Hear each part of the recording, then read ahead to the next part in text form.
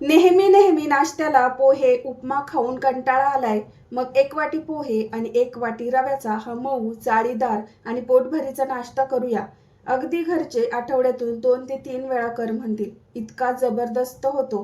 तर हा नाश्ता रेसिपी पाहण्यासाठी व्हिडिओ स्किप न करता शेवटपर्यंत पहा.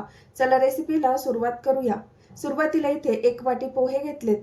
नेहमी आपण कांदे पोहे बनवायला जे वापरतो तेच पोहे घेतलेत. अगोदर चाळून निवडून घेतले. आता पहिल्यांदा हे पोहे आपण स्वच्छ धुवून घेऊया, म्हणजे काही धूळ माती असेल तर ती निघून जाईल. इथे बघा माझे पोहे धुवून झालेत. आता 1 वाटी पोह्यासाठी 1 कप रवा घेतलाय. हा कच्चा रवा आहे. रवा बारीक घ्या किंवा जाड घ्या, कुठलाही चालेल.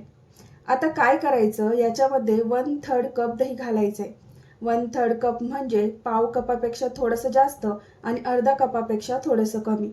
आता दही घालून झालं की हे तीनही जिन्नस छान एकजीव करत मिक्स करून घ्यायचे. दह्यामधल्या मॉइश्चरमुळे हे छान एकजीव होतं. व्यवस्थित हे मिक्स झालंय. आता यात सेम वाटीने 1 वाटी पाणी घालायचंय. छान मिसळून घ्यायचंय. पोह्यामुळे हा नाश्ता एकदम छान मऊ आणि लुसलुशीत तयार होतो. हे व्यवस्थित आता मिक्स झालं. याच्यावर झाकण ठेवून 10 ते 15 मिनिट भिजू द्यायचं. रवा पोहे भिजतात तोपर्यंत मस्त अशी चटणी तयार करून घेऊ. त्यासाठी इथे गॅसवर पॅनमध्ये 1 मोठा चमचा तेल घातलं. तेल गरम झालं की यात घालायची 1 चमचा हरभरा डाळ आणि 1 चमचा उडदाची डाळ. तेलात डाळी मिनिटभर हलक्या परतून घेऊया. या डाळींमुळे चटणीला खूप छान चव येते. नंतर यात 1 कांदा घातलाय. जाडसर उभा हा कांदा मी आवडदोबड कापून घेतलाय. यानंतर यात 10 ते 12 लसणाच्या पाकळ्या घालूया. कांदा आता इथे मस्त सॉफ्ट होईपर्यंत आणि हलकासा रंग बदलेपर्यंत तेलात चांगला परतून घ्यायचा आहे. कांदा आपला चांगला परतला गेला की यामध्ये आपल्याला घालायच्या आहे सुक्या लाल मिरच्या. तर इथे मी 3 ते 4 तिखट मिरच्या आणि 1 बेडगी मिरची घेतली आहे. नंतर इथे मी 1 मोठा टोमॅटो जाडसर असा कापून घेतला. तो यामध्ये परतण्यासाठी घालायचा आहे. आता हा टोमॅटो छान सॉफ्ट होईपर्यंत कांद्यासोबत चांगला परतून घ्यायचा आहे. टोमॅटोमुळे चटणीला छान अशी आंबट चव येते, त्यामुळे यात वेगळं लिंबू किंवा दही घालायची गरज पडत नाही. 5 ते 6 मिनिटांनंतर टोमॅटो छान सॉफ्ट झाला, चांगला परतला गेला. आता गॅस बंद करायचा आणि याला पूर्णपणे थंड करायचे. थोड्या वेळानंतर थंड झालं की याला एका मिक्सर जारमध्ये घालायचंय. मंडळी, टोमॅटो आणि कांद्यामुळे ही चटणी एकदम भन्नाट भारी लागते. आता यात 1 चमचा काश्मीरी लाल मिरची पावडर आणि चवीपुरतं 1 चमचा मीठ घातलं. हे आता मिक्सरला एकदम बारीक फिरवून घ्यायचं आहे. याची चटणी वाटून घ्यायची. तर बघा, चटणी आपली मिक्सरला बारीक वाटून झाली. याला एका बाउलमध्ये काढून घ्यायचंय. चटणीचं सर्व साहित्य आपण अगोदर परतल्यामुळे ही चटणी अशी पण तुम्ही खाऊ शकता. पण मी याला फोडणी देणार आहे. त्यासाठी तडका पॅनमध्ये गरम तेलात पहिल्यांदा घातलाय हिंग. नंतर 1 चमचा मोहरी घालायची. 8 ते 10 कढीपत्त्याची पानं घातली आणि मिक्स केलं. आता ही चुरचुरीत फोडणी चटणीवर घालायची आहे. तडका या चटणीवर घालून झाला की परत एकदा छान याला व्यवस्थित मिक्स करून घ्यायचं आहे. तर आपली लाल चटणी इथे तयार झाली. नेहमीच्या हिरव्या चटणीपेक्षा अशी लाल चटणी डोसा इडली सोबत तुम्ही नक्की करून पहा. खूप छान लागते. आता ही तयार चटणी बाजूला ठेवून देऊया आणि वळूया आपल्या पुढच्या रेसिपीकडे. तोपर्यंत इथे बघा, रवा आणि पोहे पण आपले छान भिजले गेले. रवा यामध्ये मस्त असा फुगला गेलाय. मिश्रण आता पहिल्यापेक्षा हलकंसं घट्ट पण झालंय. तर आता हे आपल्याला मिक्सरमधून काढून घ्यायचंय.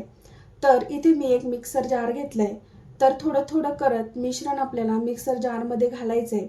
आता यामध्ये आपल्याला लागेल तसं पाणी घालायचंय आणि मिक्सरला हे आपल्याला फिरवून घ्यायचंय. आता हे बाउलमध्ये काढून घ्यायचंय. तर मिश्रण जास्त असल्यामुळे 2 ते 3 बॅचेसमध्ये हे मी मिक्सरला फिरवून घेतलंय. खूप छान असं हे घट्ट बॅटर तयार झालंय. बॅटरची कन्सिस्टन्सी अशी ठेवायची, इडली आणि डोशाला आपण जशी ठेवतो तशीच ठेवायची. आता या बॅटरमध्ये चवीपुरतं मीठ घालायचं. नंतर अर्धा चमचा खाण्याचा सोडा घालायचा. तर बॅटरमध्ये हे चांगलं मिक्स करून घ्यायचं. अगदी सुरुवातीपासून बॅटर तयार करण्यासाठी आपल्याला जवळपास 3 वाटी पाणी लागलं. रवा जाड बारीक कुठला वापरलाय त्यानुसार पाण्याचं प्रमाण कमी जास्त लागू शकतं. इथे याचा आपण सेट डोसा बनवणार आहोत.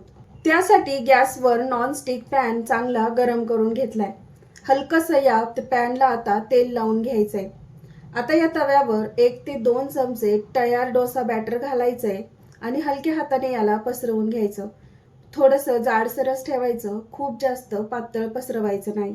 आता गॅसची फ्लेम मध्यम ठेवायची. तर बघा बॅटर इथे आपले छान एकदम परफेक्ट झालंय, अजिबात कुठे चिकटलं जात नाही. तर आता तुम्ही इथे बघू शकता या डोस्यावर काय सुंदर अशी जाळी पडलीये. जशी जशी फ्लेम लागेल तशी तशी यातली जाळी छान दिसायला लागलीये. आता या डोश्याला वरून तुम्ही थोडंसं तेल पण लावू शकता किंवा बटर वापरलं तरीही चालेल.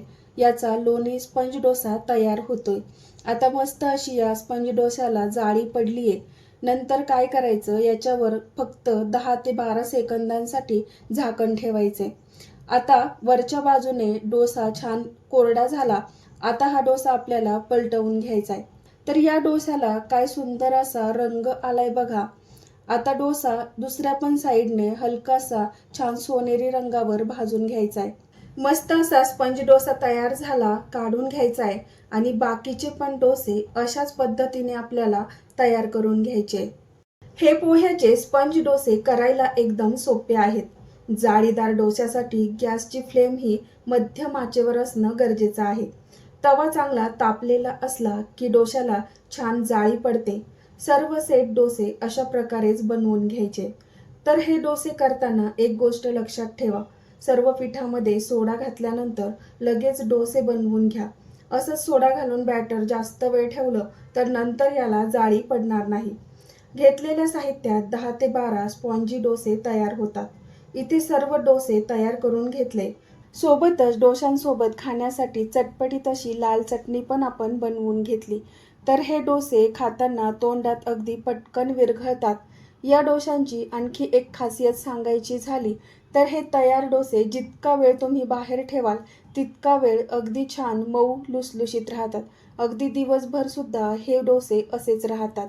सकाळच्या वेळी घाई गडबडीमध्ये नाश्त्यासाठी किंवा मुलांच्या टिफिनसाठी हे पोहा सेट डोसे तुम्ही नक्की ट्राय करा. इथे हा स्पंज डोसा मी तुम्हाला तोडून दाखवते. बघा किती छान मऊ आणि लुसलुशीत आहे, पटकन तुटला जातो. हा पोहा सेट डोसा जेव्हा मी घरच्यांना करून खाऊ घातला तेव्हा घरच्यांना एवढा आवडला की आठवड्यातून 2 वेळा तरी हा कर म्हणतात.